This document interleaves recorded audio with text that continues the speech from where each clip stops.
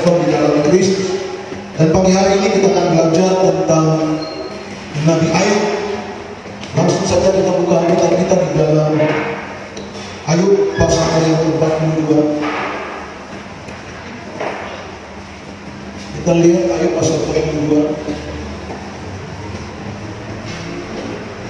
ayatnya yang ke-10, ayatnya yang ke-17, ayat 10 sampai ayatnya yang ke-17. Ayub pasal 42 ayat 10 sampai 17, demikian firman Tuhan. Lalu Tuhan memulihkan keadaan Ayub setelah ia meminta doa untuk sahabat-sahabatnya, dan Tuhan memberikan kepada Ayub 2 kali lipat dari segala kepunyaannya dahulu. Kemudian datanglah kepadanya semua saudaranya laki-laki dan perempuan dan semua kenalannya yang lama, dan makan bersama-sama dengan dia di rumahnya. Mereka mengucapkan turut berduka cita dan menghibur dia oleh karena segala malapetaka yang telah ditimpakan Tuhan kepadanya. Dan mereka memberi dia 1 kesita uang dan sebuah cincin emas. Tuhan memberkati Ayub dalam hidupnya yang selanjutnya, lebih daripada dalam hidupnya yang dahulu. Ia mendapat 14.000 ekor kambing domba dan 6.000 unta, 1.000 pasang lembu, dan 1.000 ekor keledai betina. Ia juga mendapat 7 orang anak laki-laki dan 3 orang anak perempuan. Dan anak perempuan, yang pertama diberinya nama Yemimah, yang kedua Kezia, dan yang ketiga Kerenhapur. Di seluruh negeri tidak terdapat perempuan yang secantik anak-anak Ayub, dan mereka diberi ayahnya milik pusaka di tengah-tengah saudara-saudaranya laki-laki. Sesudah itu Ayub masih hidup 140 tahun lamanya. Ia melihat anak-anaknya dan cucu-cucunya sampai keturunan yang keempat. Maka matilah Ayub tua dan lanjut umur. Haleluya. Bapak Ibu, yang kita baca tadi adalah menceritakan tentang bagaimana keadaan Ayub yang dipulihkan. Keadaan Ayub yang dipulihkan Tuhan. Bahkan dalam ayat 10 berkata, keadaan Ayub itu 2 kali lipat dari segala kepunyaannya dahulu.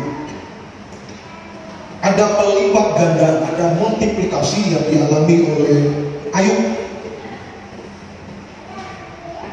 Dan kalau kita baca, semua kekayaan yang hilang, anak yang hilang, diganti oleh Tuhan 2 kali lipat. Maka lebih baik daripada sebelumnya. Kata firman Tuhan.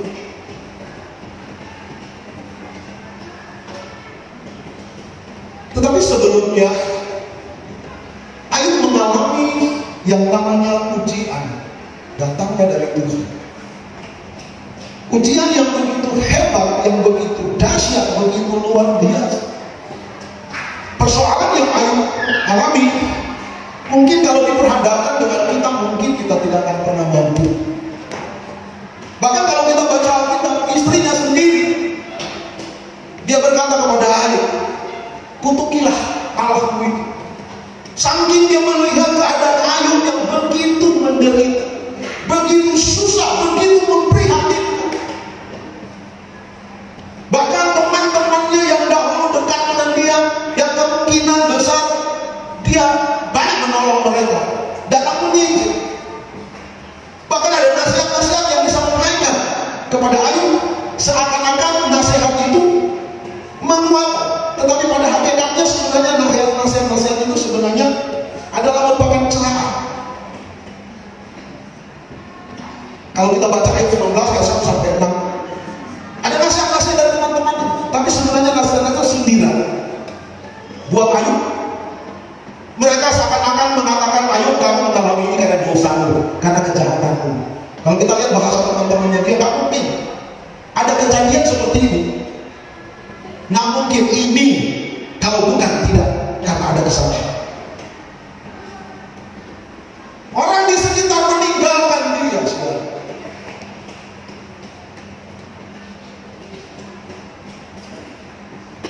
Ayub mengalami sesuatu yang luar biasa menderita dalam kehidupannya. Persoalan yang Ayub alami bukan persoalan yang biasa. Coba kita lihat ya persoalan yang dialami dari ayat pertama. Waktu iblis menghadap kepada Allah dan ingin mencobai Ayub, Ayub harus kehilangan anak-anaknya. Setelah Ayub kehilangan anak-anaknya, semua hartanya juga hilang, rumahnya terbakar dan lenyap. Kemudian dia harus mengalami yang namanya borok di dalam tubuhnya. Dia harus ditinggalkan oleh teman-teman. Ini adalah sebuah penderitaan yang kompleks, yang boleh dikatakan bahwa ini penderitaan yang betul-betul super dialami oleh yang namanya Ayub. Tetapi kita mau belajar kenapa Ayub bisa dipulihkan oleh Tuhan.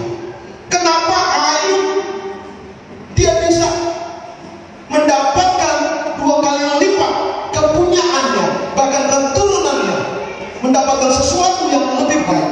Kenapa Ayub mendapatkan berlipat ganda dalam kehidupannya?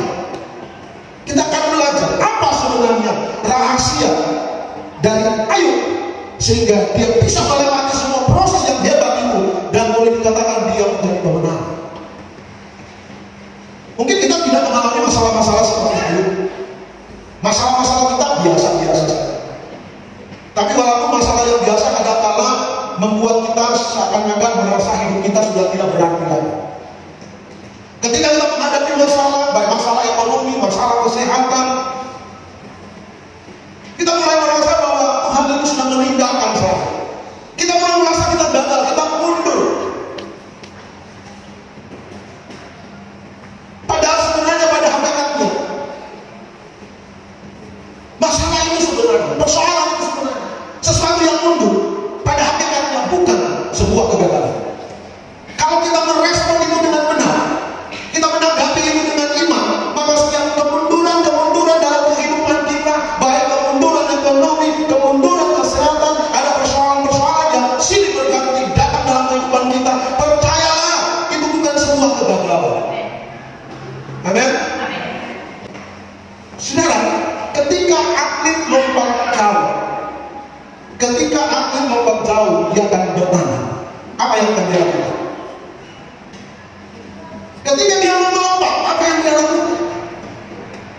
Yang dia lakukan, dia harus mundur dulu sehingga dia bisa melompat lebih jauh, lebih tinggi lagi. Amin. Kenapa atlet itu mundur? Karena dia harus menampung kekuatannya untuk supaya dia bisa melompat lebih tinggi, supaya dia melompat lebih jauh. Dan percayalah, setiap persoalan, setiap masalah yang kita hadapi adalah sebuah sisi di mana kita harus mundur, sebuah sikap di mana kita harus mundur supaya kita bisa naik level. Amin. Supaya kita bisa diangkat jauh lebih tinggi lagi. Seperti Ayub, dia mengalami berlipat ganda, dia mengalami multiplikasi dalam kehidupannya. Dia diberkati 2 kali lipat, dia naik level dalam hidup. Kadang kita melihat sebuah kegagalan dalam usaha bisnis, dalam keluarga, dalam banyak hal, kita merasa hidup kita ini sudah tamat. Kita belum seperti Ayub. Baru persoalan kecil kita mulai berkata, saya ini sudah gagal, saya ini sudah mundur, saya ini sudah tamat. Dan memiliki sikap hati yang benar dalam menghadapi masalah, walaupun persoalan yang sangat besar, sehingga Tuhan membawa dia naik level. Lagu tadi, burung Raja Wali, kita belajar dari burung Raja Wali. Kalau kita lihat cerita burung Raja Wali, dia semakin dihempas angin, dia semakin dihempas oleh banyak, dia bukan makin turun, tetapi dia makin baik. Amin. Justru persoalan ini, masalah pergumulan dalam apapun yang kita sedang hadapi hari-hari ini, dalam pekerjaan, dalam keluarga, dan apapun, percayalah Tuhan sedang mempersiapkan diri kita untuk engkau dibawa naik. Amin.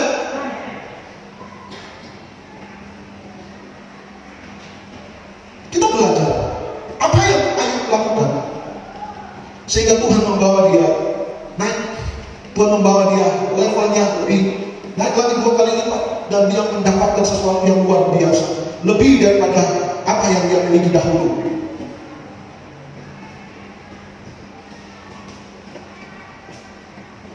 Kita lihat Ayub pasal 1 ayat 1. Ayub pasal 1 ayat 1, kita akan melihat apa sebenarnya langkah-langkah sikap dari seorang yang namanya Ayub, sehingga dia bisa bertahan dalam proses Tuhan.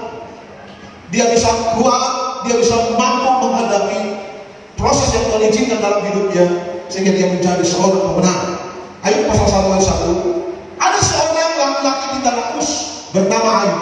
Ia orang itu saleh dan jujur. Rahasia pertama yang saya pelajari di sini tentang Ayub, kenapa Ayub itu dia menjadi pemenang, kenapa Ayub itu dia Tuhan bawa naik level, ada berlipat gandaan yang Tuhan berikan kepada dia, baik dari sisi kesehatannya dia makin sehat, dari sisi kepunyaan, kepemilikan, hartanya dia semakin berlipat-lipat, bahkan anaknya, keturunannya, dia dapat anak 7, dan semua itu perempuan yang cantik-cantik. Begitu luar biasanya ini Ayub ini.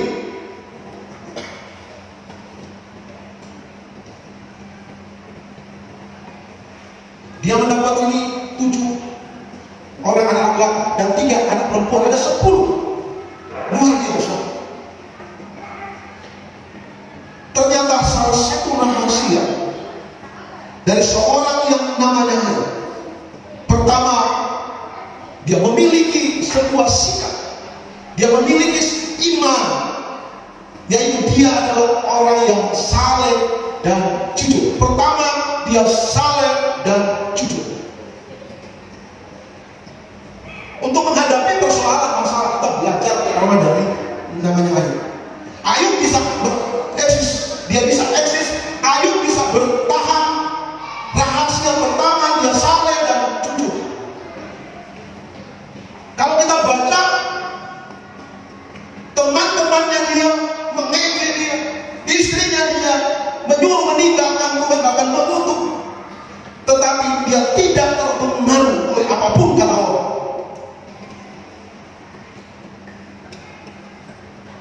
Dia tidak terpengaruh, kesalehannya semakin kuat.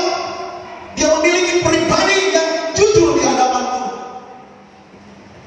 Saleh dan jujur ini merupakan salah satu karakter yang akan membuat kita bisa bertahan dalam kondisi apapun kehidupan kita. Kita tidak tahu dunia ini seperti apa nanti ke depan. Kalau kita lihat berita-berita keadaan ekonomi semakin merosot, kita lihat berita-berita perang yang tidak berakhir sampai hari ini. Bahkan hari ini, kemarin Palestina menyerang Israel. Peperangan terus terjadi. Ada beberapa jemaat yang kirim video tentang bagaimana ada nubuatan Tuhan tentang keadaan. Dunia semakin rusak, baik secara mentalitas. Semakin bobrok ini dunia ini. Memang itu sudah menjadi nubuatan. Dalam 2 Timotius 3 sudah dikatakan tentang keadaan dunia. Tetapi dalam Wahyu sendiri, kalau kita lihat Wahyu pasalnya yang ke-9 ayat 20 sampai 21, Wahyu pasal 9 ayat 20 sampai 21, tetapi manusia lain yang tidak mati oleh malapetaka itu tidak juga bertobat dari perbuatan tangan mereka. Mereka tidak berhenti menyembah roh jahat dan berhala-berhala dari emas dan perak, dari tembaga, batu dan kayu yang tidak dapat melihat atau mendengar atau berjalan. Dan mereka tidak bertobat dari pembunuhan, sihir, percabulan dan pencurian. Ayub, dia tetap eksis dalam keadaan apapun. Bahkan situasi yang ada di daerahnya tidak kondusif. Saya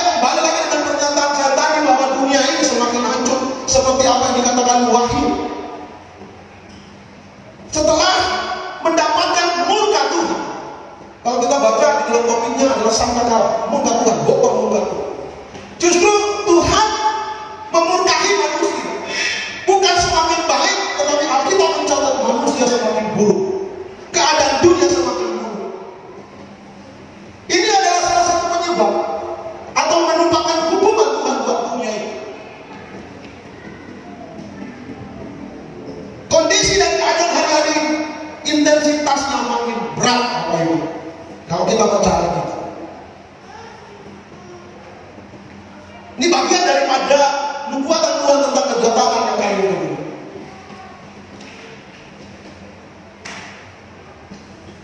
Tetapi sebagai orang yang percaya kepada Tuhan, kita yang hidup di dunia global ini, kita yang hidup di mana dunia ini yang Alkitab katakan tadi akan mengalami atau mendapatkan namanya penghukuman demi penghukuman, bukan karena dosa. Secara otomatis kita orang-orang percaya yang tinggal di dunia ini akan mengalami dampak yang sama. Tetapi ada sesuatu yang berbeda. Walaupun kita akan mengalami dampak yang sama, walaupun persoalan pergumulan yang dialami oleh dunia ini kita pun akan mengalami, tetapi percayalah kita akan dibedakan oleh Tuhan kalau kita memiliki prinsip-prinsip seperti Ayub. Amin. Kita tidak bisa hindari keadaan dunia ini, baik goncangan moneter, politik, ekonomi, kesehatan dan lain-lain akan terus semakin intensitasnya semakin naik. Tetapi apapun persoalan yang kita hadapi, saya sering bilang kita bagaikan ada di tanah Goshen. Bisa kita masih mengalami masalah, kutuk terus beredar-edar, murka terus beredar-edar di tanah Mesir. Ada 10 tulah yang terjadi, tetapi di tanah Goshen merupakan tanah yang dipilih Tuhan untuk bangsa pilihannya. Itu tetap aman. Amin. Dunia ini bagaikan kita hidup di Mesir, tetapi percayalah semua orang yang setia, yang saleh dan jujur, engkau akan aman dalam lindungan Tuhan. Engkau tidak akan pernah terkena dampak. Ini janji Tuhan. Amin. Tetapi kita harus melakukan Matius pasal 6